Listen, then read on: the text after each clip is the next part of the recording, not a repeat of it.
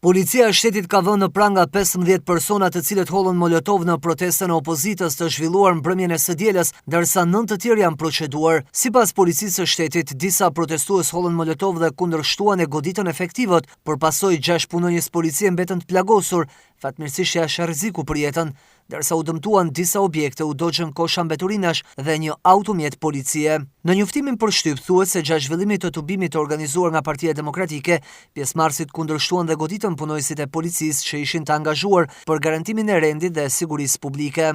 Si rezultat i veprimeve hetimore, janë identifikuar në total 24 shtetas që kryen veprime të kundërligjshme gjatë tubimit, mes tyre 5 të mitur. Materialet në prokurori, ku nisi procedim penal, pati edhe për deputetin demokrat Klevis Balliu për veprën penale të organizimit dhe pjesëmarrjes në grumbullime manifestimet paligjshme dhe shtyrja të miturit me krim.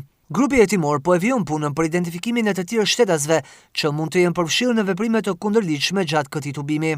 Lidhur me protestën e opozitës reagoi edhe ambasada e Gjermanisë në Tiranë, duke dënuar dhunën që, siç thuhet në deklaratë, mbetet e papranueshme. Në postimin në rrjetet sociale, ambasada thekson: Ambasada gjermane dënon dhunën e papranueshme në kuadër të demonstratave të djeshme. Protestat politike dhe e drejta për të demonstruar janë të drejta themelore në çdo shoqëri demokratike, por ato nuk mund të përligjin asnjëherë dhunën ndaj personave apo objekteve.